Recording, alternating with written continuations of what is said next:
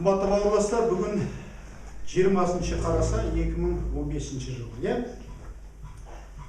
Біз енді қазақ тілінде Орталық Азия мен Қазақстанның мәсіхшілік тарихы деген семинар сабағымызды бастаймыз.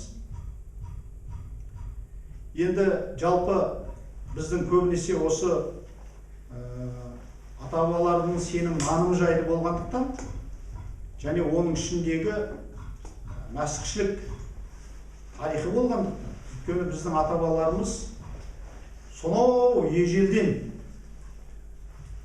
сенім наным жолында жүрген халықпыз. Сондықтан бүгінгі семинардың аты ол Орталық Азия мен Қазақстанның мәсіхшілік тарихы. Енді біз көбінесе ұлы дала елі деген осындай керемет бір сөзді атауды біздің ата-бабаларымыз үшін ежелден қолданып келген. Қазір осы туралы жаңадан жанданып жатыр. Сол үшін біз көбінесе Қазақстан тарихына көңіл бөлеміз, рухани тарихына. Сондықтан осы тақырыпты не болмаса ұлы дала елінің мәсіхшілік тарихы деп атаса. Енді осы мәсіхшілік тарихына байланысты біз осы тарихты айтқан кезде көп адамдар таңғалады.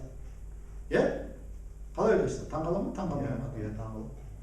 Өйткені осында отырған бәріміз Совет одағында біз тәрбиелендік қой, Совет одағында мектеп бітірдік, университет бітірдік, ары қарай жұмыс істедік, ғылыми қызметтермен араластық. Сонда енді бізді оқытқан кезде не деп айтып келді? Қазақ халқы, олар көшпенділер, ол Қазақстанның, жалпы қазақ халқының көшпенділердің тарихы жоқ олар. Олар жабайы адамдар олар, тағы. Сондықтан бізді үйреткен кезде сендердің тарихтарын жаңағы Октябрь революциясынан басталады дегендей үйретіп келді. Көбінесе біз басқа тарихты үйреніп келдік. Сонда енді біз сол уақытта ойландық, шын мәнісінде біз бір тағы халық екенбіз. Көшпенділер жабайы десе соған сеніп жүрдік қой. Ол тіпті оны айтпай-ақ қояйын, бізді тіпті атеизм рухында тәрбиелейді ғой Совет одағында. Сендердің арғы ата-бабаларың маймыл деді. Маймыл адам маймылдан жаралды деді. Ойбай ұята, соған сендік қой, не айтасың? Маймылдан жаралған екен. Одан кейін қызыға былай қарасаң, сендер маймылдан жаралғансыңдар. Атеисттер сөйтіп айтты. Одан кейін Совет одағында үйретті, көшпенділердің мүлдем тарихы жоқ деді. Соған сеніп келдік, сұмдық қой мына. Ал енді біз қазір енді Құдайға шүкір міне 23-24 жылдық па тәуелсіздігіміз, Құдайдың батасымен қазақ еліне тәуелсіздік келді 91 жылы. Содан бері бізде рухани ояныш болды, біз еркіндікті сезіндік, және біздің шын мәнісінде ежелгі тарихымыз туралы ашық айта алатын болдық. Хандарымыз туралы, өткендегі ежелгі тарихымыз туралы айта алатын дәрежеге жеттік. Емін-еркін зерттелмеген тарихтарды алып, соны ары қарай зерттеп келе жатырмыз. Сол үшін жалпы тарих ғылымы ол енді қалай алсақ, бұл қазба, жазба деректер дейді. Енді біз мынау қазақ елінің ежелгі тарихын қазір ашық айта аламыз. Құдайға шүкір. Сонда біздің бұлай қарап отырсақ, біздің арғы ата-бабаларымыздың қазақ елінің мынау жазба деректердегі ежелгі жазба, мысалы ассириялық ежелгі жазба деректерінде тіпті 3,5 мың жылдық жазба деректерде біздің еліміз жайлы хабарлар беріледі. Ал енді археология қалай? Археология не болмаса ежелгі деректер, қазба жазба деректер, тастардағы петроглифтер мысалы, жартастардағы жазбалар, сондадағы суреттер, өрнектер және археологиялық қазбалар. Ол археологиялық қазба дегеніміз оның түрі методологиясы. Жаңағы рентгенологиялық, радиациялық, түрлі. Және сол қазба деректерінің өз деңгейі болады. Соның бәрін ашыған кезде біздің ата-бабаларымыздың құндылықтары, көптеген рухани деректер, содан алып қараймыз. Және бізде көп жағдайда сол зерттелмеген көп сұрақтар туындайды. Мысалы, біз қазір осы орталық Азия мен Қазақстанның мәсіхшілік тарихы деген осы семинар сабағын өтеміз. Осы мәсіхшілік тарихы ол қайдан шықты деп кейбір адамдар тіпті таңғалады. Ол бізде болған бе еді? Біздің ата-бабаларымыз жүрген бе еді? Біздің ата-бабаларымыздың тарихында ар жағында шаманизм болған, тәңірлік дін болған, ислам діні болған деп айтып жатады. Енді бұрын соның бәрін естіп келді. Ал енді мәсіхшілік деген тарихқа келген кезде тып-тыныш. Ал енді қазір біз мәсіхшілік тарихын айтсақ, көп адамдар түсінбейді. Бұл қайдан шыға келді? Ал енді осы туралы мынау археологтар қазба жасаған кезде көп деген жаңа артефактылар табады. Мәсіхшілердің өміріне байланысты. Көп деген елді мекендер бар. Тіпті Қазақстан мен Орта Азияның жерінде. Соған қарап отырып көптеген ғалымдар таңғалады және соған жауап бере алмайды. Олар жаңа радиологиялық, рентгенологиялық, тағы басқа методологиялық нелер, тәсілдерді қарайды. Сол кезде қараған кезде жаңағы табылып жатқан айқыштар, немесе бір әшекейлер, немесе ыдыстардағы жаңағы киелі кітаптағы, енді Библия дейді ғой, сол киелі кітаптағы көріністер суреттелген түрлі заттарды қолданыстағы табады. Содан кейін оны қараған кезде оның кейбіреуі 2002 ғасырға, кейбіреулері тіптен ежелгі 5, 6, 7 ғасырлардағы жаңағы табылған артефактылар, заттарға қарап ғалымдар таңғалады. Содан кейін көбісі, мысалы әсіресе археология институтындағы профессорлар, археолог ғалымдар, олар қарайды. Ол әрине осы тарихты зерттемегендіктен олар өз ойларын сол артефактыларға қарап айта алады. Өйткені олардың айтуынша Қытайдан Византияға қарай жібек жолы жүрген, және біз сол жібек жолының ең бел ортасында тұрған елміз. Және сол жібек жолымен жібек тасу. Сонымен қатар көптеген заттарды батыс елдеріне тасиды. Батыс елдерінен шығысқа тасиды. Және сол кезде түрлі сенім нанымдарды ұстайтын саудагерлер, керуенбасылар, солар ары-бері жүрген кезде олар қайтыс болды. Және мүмкін солардың зираттары, мүмкін солардың заттары деп болжамдарды айтады. Ол да болуы мүмкін.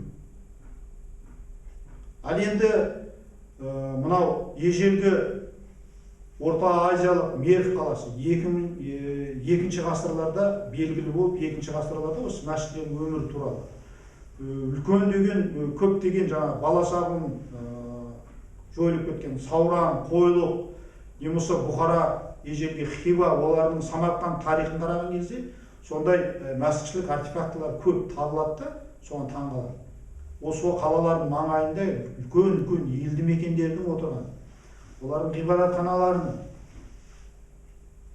жаңағыдай мәдени орындарының тіпті ежелден түркі замандағы алтын бітік деген Библияның киелі кітап қазақша айтқан. Соның жаңағы өртелген көріністері, не болмаса жаңағы кодекс Куманикус, дәшті қыпшақ заманынан қалған жазбалардың, немесе біздің заманымызға дейінгі 7-ші ғасырдағы зарастризм, заратуштралық замандағы Авеста Гатаның өртенген кейбір жазбаларын тапқан кезде олар таңғалады. Біз міне соған қарап отырған кезде біздің тек материалдық қана құндылықтарымызға қарамау керек. Адам ол міндетті түрде тарихы бар халық, ол бір рухани тәрбиелеу болады. Және біздің ата-бабаларымыздың құндылықтарының бірі ежелгі рухани құндылықтарымыздың өте мол және бай болғанын көрсетеді. Жаңа археологиялық қазбалар, жаңа ежелгі деректер. Сонда біздің ата-бабаларымыз жаңағы жабайы тағы кейбір дұрыс зерттемей бізді үйреткендегідей, жаңа бұлар көшпенділер, тағылар, жабайлар, мәдениет дегенді білмейді.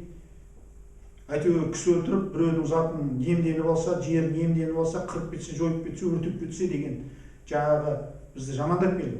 Көшпенділердің бұл паразиттер деген бар. Мүмкін бұл жабай мәдениет деген жоқ деп айтып кетті. Бәріне сеніп келдік бұл. Надан дәрежеге түсіріп тастады. Ал енді мынау өркениеттердің ішіндегі ұлы дала елінің өркениеті, ежелгі көшпенділердің өркениеті, ол жалпы өркениет деген содан басталғанын көрсетеді. Мысалы, дүние жүзінде 2,5 миллиардтан астам мәсіхшілер өмір сүреді. Ал енді сол мәсіхшіліктің тарихын қарап отыратын болсақ, ежелден сол мәсіх жолында жүрген және осы рухани құндылықтарды тарихында қалдырған ең алғашқылардың бірі болып келеді біздің арғы ата-бабаларымыз. Біздің арғы ата-бабаларымыз деген кім деген кезде, біздің арғы ата-бабаларымыз олар сақтар. Одан кейін, сақтардан кейін тарихи аренаға шыққан ғұндар, ғұндардан кейін тарихи аренаға шығып отырған түркілер, одан кейін небір ұлы мемлекеттерді жалғастырып келген осы 15-ші ғасырда қалыптасқан және сақ деген этностық жаңағы құрамды өзінің ұлттық ерекшелігі, өзінің жаңа қазақ деген компонентіне сақ деген компонент бар, мысалы, зат. Соны қосқан үлкен ұлы халық. Ал енді сол халық бір жерден бір жер жаулап алып келген халқын біз унитарлық мемлекетпіз. Және біздің ата-бабаларымыз осы жерде өсіп, өніп, көбейіп, өзінің сондай рухани, материалдық құндылықтарын жасаған. Енді осыншама тарихты қалай жоққа шығаруға болады?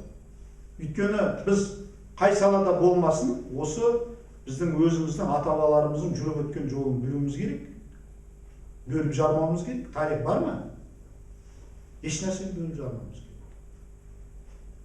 Сонда 2,5 миллиард халық қазір ұстанатын мәсіхшілік тарихының ең басында тұрған біздің ата-бабаларымыз. Көп халықтар дүние жүзінде ең көп оқылатын кітап ол Библия. Библия деген грек тілінен алған кезде кітаптардың жиынтығы деген мағынаны біледі. Мысалы, біз библиотека деп айтамыз ғой. Кітаптардың жаңағы кітапхана дейміз. Хана. Ал енді библиотеканың деген негізінде Библия деген ол кітаптардың жиынтығы грек тілінен алынған. Ал енді ежелгі түрік тіліне алған кезде ежелгі ғұн және түркі заманындағы осы Библияның қазақша айтқанда киелі кітаптың аудармасы болған. Ол алтын бітік деп аталды. Сондай құнды болғандықтан біздің ата-бабаларымыз соны алтыннан жоғары. Көп заттарда інжіл, маржан деген сөздерді қолданады да, жеңіл-желпі емес, терең мағыналы нәрселер. Сонда жаңағы бітік деген сөздің өзі ол ежелгі түрік тілінде кітап деген мағынаны. Ал енді кітап деген ол ежелгі түркілердің тілі емес, ол арабтың тілі. Оның өзінің бір хронологиялық тарихы бар, мысалы. Ал енді бітік деп біз ұмытып кетіп, біздің ежелгі ата-бабаларымыздың жазба деректеріне қараған кезде үлкен ежелгі жазбаларымыз бар. Орхон Енисей жазбалары, руналық жазбалар біз ұмытып қалдық. Олардың харіптерін біз танымаймыз қазір. Сонда біздің ата-бабаларымыз жазба деректерде оқу білім жаңағы үлкен кітапханалары бар, бітіктері бар. Сол халықтың мәдениетін, рухани құндылықтарын жоқ деп айтуға қалай болады? Ал енді осы мәсіхшілік тарих деп айтқан кезде қазірде көп адам өрелеу. Бұл бір жаңалық сияқты да. Мен айтқым келеді, бұл жаңалық емес. Бұл біздің ата-бабаларымыз тағы жабайы емес, рухани қаңып жүрген, қайдағы пұттарға табынып жүрген, немесе аң-құстарға табынып жүрген бір тағылар емес. Ежелден міне 1500 жылдық мәсіхшілік тарихы бар. Сақ заманынан бері осы мәсіхшілік сенімді ұстанып келген. Құдайға ең маңыздысы ол діндер емес, діндер көп. Құдайға ең маңыздысы ол не? Білесіздер ме? Ең маңыздысы ол сенім. Иман. Сол үшін біз айтамыз, біздің ежелден біздің ата-бабаларымыз иман жолында жүр. Сенім жолында жүр. Және олардың құндылықтары, рухани тәрбиелері бар. Ненің жақсы, ненің жаман екен, ненің ақ, ненің қара екен, ұрлық істеудің күнә екен, кісі өлтірудің күнә екен, ата-ананы сыйламаудың күнә екен, біреуді айыптап, біреуді соттаудың жазықсыз, оның күнә екен, Құдайдың алдында күпірлік сөйлеу, Құдайдың алдында Құдайға тіл тигізіп өктемдік сөйлеу, оның күпірлік екенін біздің ата-бабаларымыз ежелден біліп келді. Және тіпті мынау ежелгі Манас жырларын қарап отырсақ, сақ заманның өзінде біздің ата-бабаларымыз сүндеттеу рәсімнен өткен. Манас жырларын кім зерттеген? Шоқан Уәлихан. Ислам діні келмей жатып ежелгі сақ заманында батырлар жырын қарап отырсаңыздар да кейде кездесіп қалады. Сондай рухани құндылықтарға байланысты деректер. Сүндеттеу рәсімнен өткен. Бұл нені көрсетеді? Ежелден біз рухани тәрбие алған, бойында иманы бар халықтың ұрпағымыз. Сондықтан біздің ежелгі жеріміз Оғыз, ұлы Оғыз даласы, не болмаса ұлы Қыпшақ даласы деп аталып келген. Ал енді қазір біз ұлы халық, ұлы дүние, осы ұлы дала елінің ұрпақтарымыз.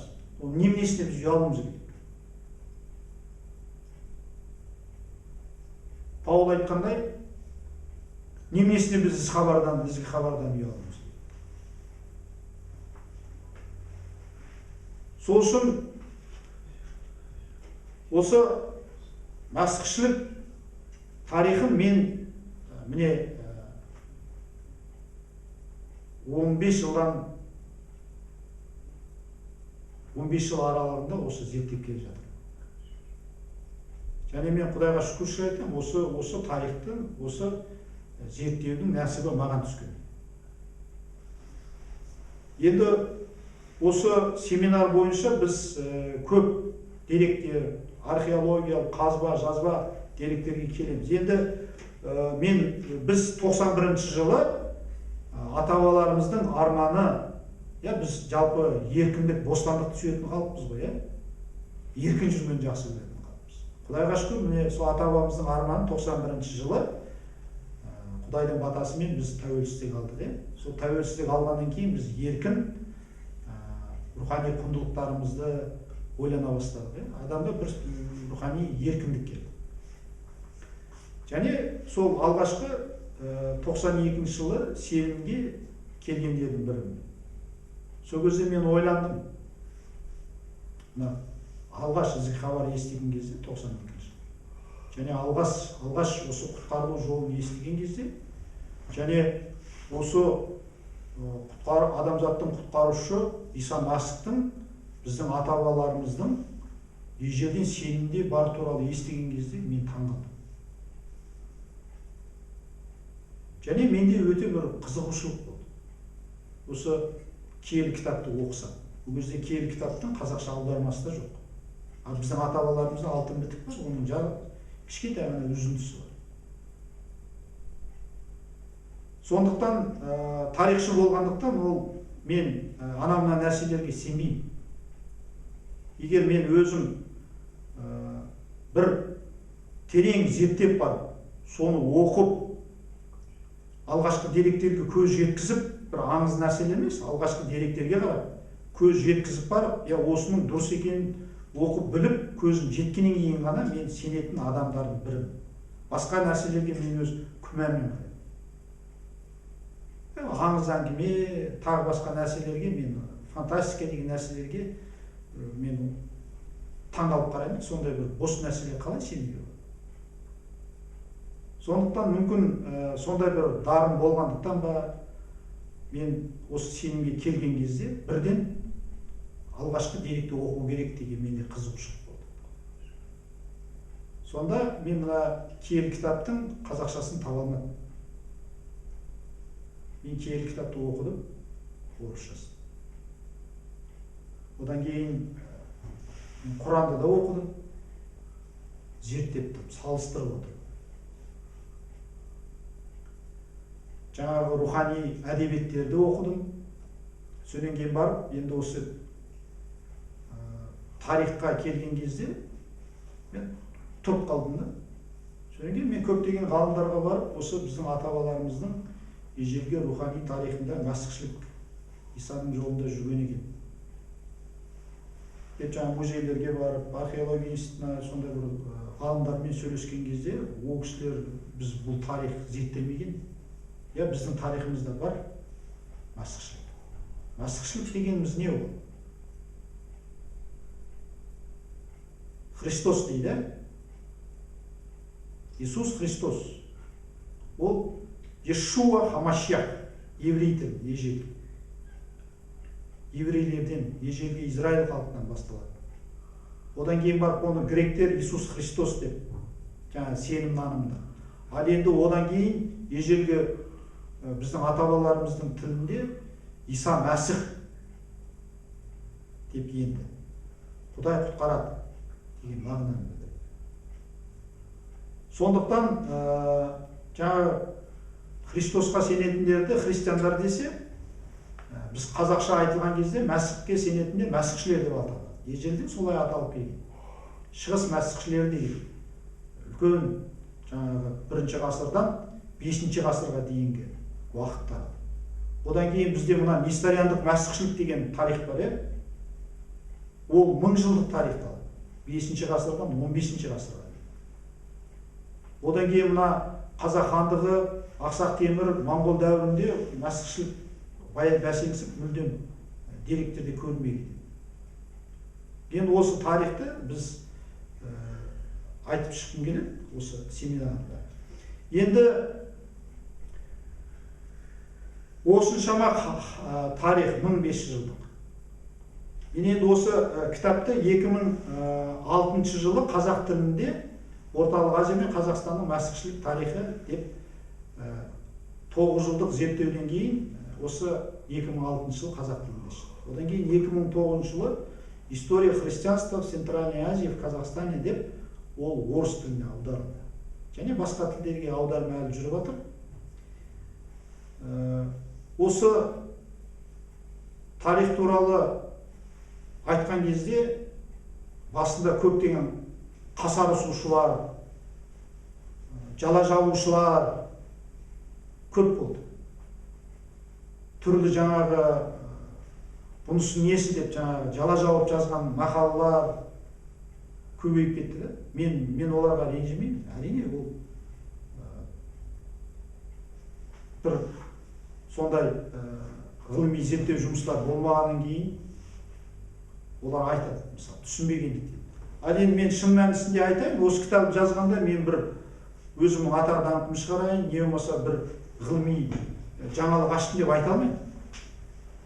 Мен бір ғылыми жаңалық аштым деп мүлдем айта алмаймын. Менің мұндағы еңбегім біздің сонау қазба жазба деректер бойынша осы шетелдік ғалымдар мен өзіміздің ғалымдардың археологиялық деректерде қалған сол артефактылардың бәрін жинастырып келіп, мен сол хронологиясын жасадым. Шашылып жатқан дүниенің бір ретке келтірдім. Сонда мен еңбегім сол хронология, бар нәрсені ретке келтірдім. Мен айттым жаңалық ашып. Ал енді сол хронологияны жазып, осындай еңбек етіп шығарсақ, сондай көптеген сөздер естітті. Маған ауыр тиетіні әсіресе бір-екі адамның сенуші, иманы бар адамдардың айтқан. Тіпті олар иманы бар адам деген адамдар, кейін мен Түркияға қызметке кеткенде айтыпты, мына кітапты Манарбек біреуден көшіріп алған. Қалай өтірік атып жала жабады деймін. Мен таңғаламын. Бекерге айыптау, өсек айту, жала жабу деген ол иманы бар адамдарға ешқандай Құдайдан қорықпаушылық қой, бұл қалай түсінуге болады? Кезінде мынау жаңадан зерттеліп жатқан заттарға әрине көп адамдар қарсы шығуы мүмкін. Оқымайды. Жаңа осындай жала айтылған, айыптау, ғайбат айтылған сөздерге еріп, оқымай-ақ сыртына қарап-ақ жаңағы неше түрлі ойларды ары қарай жетелеп кететін кейбір адамдар көп біздің ортамызда. Ол білімсіздіктен туындайды.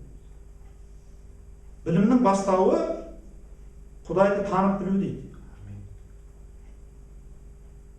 Ал енді Құдайды танып білген, иман жолында жүрген адамның жүрегінде қорқыныш болады. Ғайбат сөйлейді. Неге олай? Біздің халқымыз өзі бір адам көтерілсе, екіншісі оның етегіне жармасады. Тарихымызға қарап отырсақ, өте көп нәрсе. Мысалы, қазір абай тану ғылымы деген бар. Мұхтар Әуезов сол абай жолын жазған кезде 37-ші жылдары атылып кетесіз. Өйткені сол замандарда Мұхтар Әуезов абай жолын жазған үшін оны бір феодализм дәріптейтін адам деп, жаңа көптеген өзінің әріптестері қарсы шығып, жала жауып, ол кісі атылып кетесіз. Қайта Құдай сақтап, Мәскеудегі университеттегі адамдар шақырып, сол үшін бірер сөз айтып, Сталинге ол кісі аман қалды. Ал енді қазір Мұхтар Әуезов абай жолына байланысты абайведение деген, одан неше түрлі ғалымдар шығып жатыр. Сол ғылымды зерттеп жатыр. Абайды әрі зерттеп тұрған. Одан кейін бертіңгі нәрселерді айтайық. Мен Анақарыс, қазақтың ежелгі ата-бабаларының бір философ Анақарыс туралы айтпай қойын, оны уақытысы келгенде айтамыз. Совет одағын дүрілдеп тұрған кезінде Ілияс Есенбердің көшпенділерді жазды. Сонда да осылай болды. Көшпенділерді жазған үшін тағы да мүмкін бір байлар мен хандардың тарихын жазып жатыр деп, оның еңбегіне қарсы. Ең аяғында ол кісі қуғын сүргінге ұшырады. Ғылыми жұмыстардан аластатылды, әдебиеттен аластатылды. Жарайды, бер жаққа келейік. Біз кезінде Олжас Сүлейменовтің Азиясын тығылып жүріп оқитынбыз. Түркологиялық бір жаңалық Азия еңбегін оқыдыңыздар ма? Олжас Сүлейменов. Сол Олжас Сүлейменов Азияны жазған үшін оған қаншама жала жауды. Ең аяғында сол кітап Азияны тыйым салынған кітап деп оқытпады. Бәрібір оны шам жағып жүріп, түнделетіп жүріп оқыдық. Ал енді мәсіхшілік тарихы жазылса, оғанда қарсы шығушылар бар. Бірақ мен өкініштісі иман жолындағы адамдардың қарсы шығатынына таңғалдым. Өзіміздің ортамызда. Бір-екі адам бар, аттарын айтпай қойып. Өте өкінішті. Енді мына киелі кітаптың 7-ші тарауын біз оқып отырған кезде Степан деген ең алғашқы сенуші бар, қуғын сүргінге ұшыраған. Осы Исаға сенген үшін, Мәсіх жолында жүрген үшін хабар жариялаған үшін. Білесіздер ме? Киелі кітаптың 7-ші тарауында. Сонда Ол не үшін айыпталды, Степан? Діни кеңестің алдына шақырылды, иә? Жала жабылып, айыпталып, діни кеңестің алдында ол сотталды. Сонда Степан, оған сөз берген кезде ол не деді? Естеріңізде бар ма? Степан өзінің ата-бабаларының сонау жаратылыстан басталып, тура өзінің тұтқындалған уақытындағы дейінгі ата-бабаларым жүріп отқан сенім нанымын дерегімен, кезең-кезеңмен бәрін түсіндіріп айтып берді. Бірақ соны түсіндіріп айтып бергеннің өзінде де ол тағылық заман болды. 2000 жыл бұрын оқиға. Сонда не істеді Степан?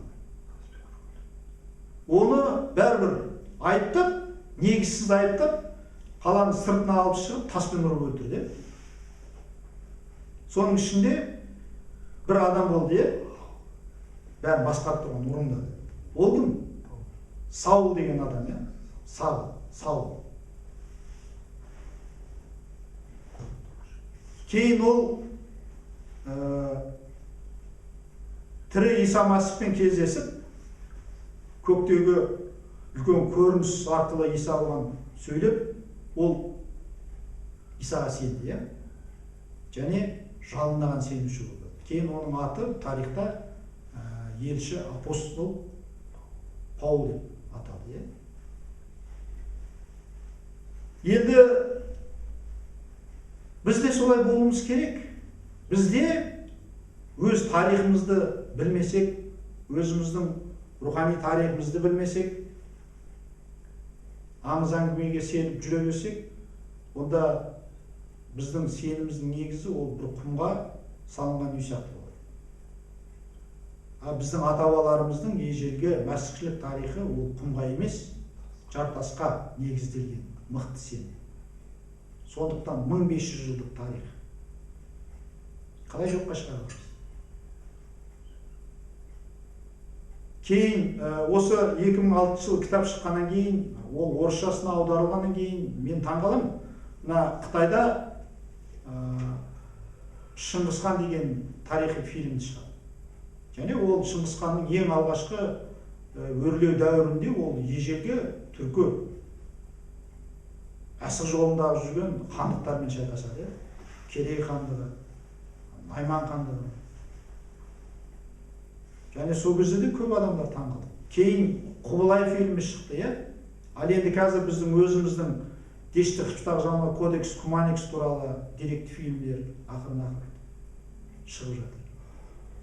Сол үшін осының бәрі ол біздің ата-бабаларымыздың сенімнің өте терең екенін, тамырының терең екенін көрсетеді.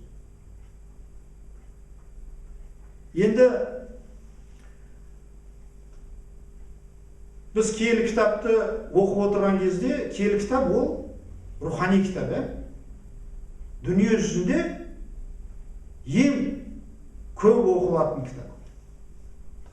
Және Иса Масихтың жолынан еріп жүрген 2,5 миллиард сенуші.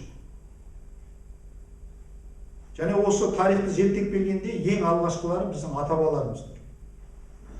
Ал енді сол киелі кітапты біз оқыған кезде оның тарихи кітап екенін білеміз. Құдай ол құдіретті, барынша ғаламды жаратқан, көк пен жерді жаратқан. Мысалы, Құдай өзін бізге ашпаса, киелі жазбаса, Құдайды түсіну мүмкін емес. Адам адасып кетеді. Мысалы, мына күнді айналатын бірнеше планеталар бар. Қандай планета бар? Жер, Сатурн, Марс, Юпитер, тағы. Және телескоппен қарағанда сол күнді айналатын бірнеше планеталарды атауға болады. Ал енді сол планеталарға қазір спутниктер жіберіп жатыр. Әлембай миллиондаған жылдамдықпен бірнеше мыңдаған жылдамдықпен жылжып сол әлі зерттеп жатыр, мысалы, барып жатыр, айға барып келді, мысалы. Ал енді астронавтар. Бұлар қарап отырсаңыз, қаншама сондай керемет ғалам тәртіпте жаралған. Ал енді сол күн системасының өзін барша Құдайдың жаратқан ғаламатымен қарайтын болсақ, ол бір жарқырап тұрған сәуле сияқты болып қалады екен. Ишая пайғамбардың жазбасында бар ғой киелі кітапта. Көк, Құдай айтады, көк менің тағым, жер менің аяқ тіренішім. Сонда барша жаңағы ғарышта, барша ғаламда Құдайдың тағы тұрса, жер табан тіреніші болса, мысалы, бізге түсінікті болсын. Сонда Құдай ол қандай? Біздің миымызбен түсіне аламыз ба? Біз ғарышты түсіне алмаймыз. Өзі күн системасындағы кішкентай ғана планета. Ғарыштан біз көрінбейміз де мысалы. Қалай құдіретті Құдайды түсінуге болады? Егер Құдай өзін бізге ашпаса, және адамзат күнәһар болса, күнәһар пенде күнәсінен арылып барып, Құдайдың берген жазбаларын оқып, әрең дегенде рухани өсіп, санасы өзгереді. Ал енді құдіретті Құдайды қалай танып білуге болады? Құдай өзін ашпаса. Сол сияқты киелі кітап арқылы Құдай ежелден, киелі кітап ол көне өсиет,